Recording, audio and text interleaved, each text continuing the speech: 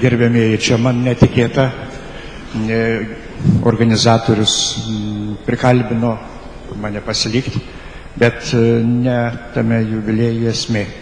Aš noriu pasakyti keletą tokių svarbių informacijų, priminti paprasčiausiai. Šitoj salėje prieš 15 metų buvo organizuotas Europos ateities forumas, taryba.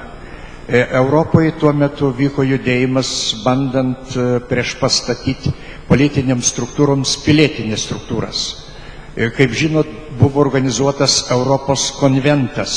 Konvento pirmojų prezidentų pirmininku tapo buvęs Prancūzijos prezidentas Žiskaras d'Estenas. Labai kilni asmenybė, labai giliai kritiškai mąstanti, apmąstanti šitą globalųjų pasaulį ir tą katastrofą, kurią mes tarsi ir nujaučiam. Bet aš noriu pranešti, kad ir pačioje Lietuvoje buvo bandyta kurti gana plačius pilietinius tinklus.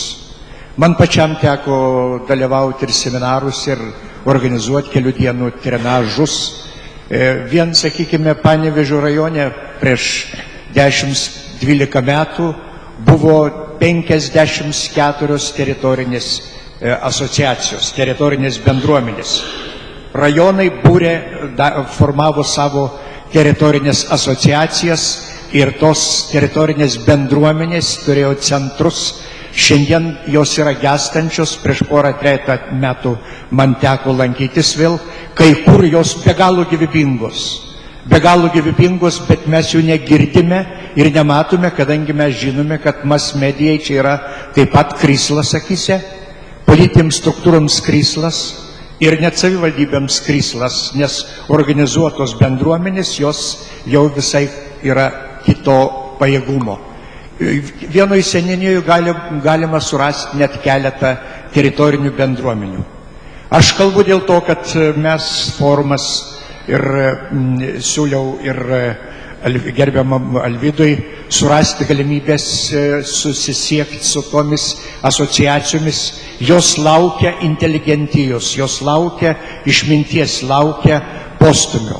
Kai aš važinėjau, tai suprantama, jas orientuodavau, kad jos domėtųsi istorinę praeitimi, sąmonę, kultūros paveldu ir tuo pagrindu burtų, formuotų savo socialinių santykių tinklus. Daugelis jų iš tikrųjų dar egzistuoja.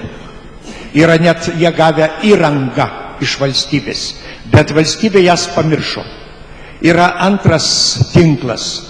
Vietinės veiklos grupės. Vėlgi buvo išmesti milijonai iš valstybės, buvo prie savivaldybių organizuoti vietinės veiklos grupės jau truputėlį kito rango, kaip paralelinės struktūros savivaldybėms, kurios turėjo organizuoti irgi pilietinius judėjimus ir daugiau orientuotis į verslą. Bet buvo išmesti pinigai, iš tikrųjų seminarai vykdavo brangiuose viešbučiuose. Aš šiandien negirdžiu vietinės veiklos grupių. Jos taip pat užgeso. Suprantama, kad čia jau buvo kalbėta, kad valdžiai labai maga visada, jeigu atsiranda koks tai judėjimas platesnis, iš karto kokiu tai laipsniu tą numarinti.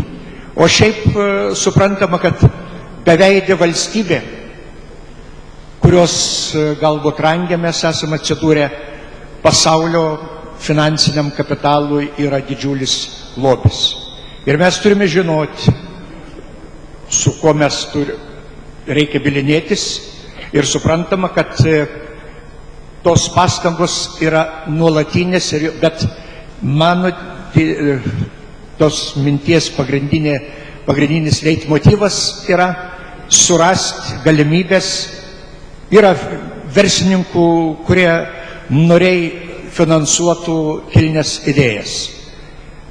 Čia sėdi rašytojas Vytautas Bubnys, jis yra lankęsis Ašrame Indijoje, Satyasai Baba, jis turi universitetą, turi didelės ligoninės, bet verslininkai remia juos, pasaulio verslininkai. Yra verslininkų ir mūsų salėje sėdinčių, dabar negaliu staigiai parodyti, kurisai iš savo darbo remia leidybas, leidžia enciklopedinius leidinius yra tokie. Reikia tik tai paieškoti ir iš tikrųjų suburti šitas geras pastangas į krūvą. Taip, kad aš pasisakau už tai, kad neagituotume vieni kitų, bet darbo tvarka ir ne tokiame susirinkime, o darbo tvarka ieškoti galimybių, kaip susisiekti su tais socialinės organizacijos tinklais, kurie egzistuoja ir kurie laukia mūsų pagalbos. Ačiū.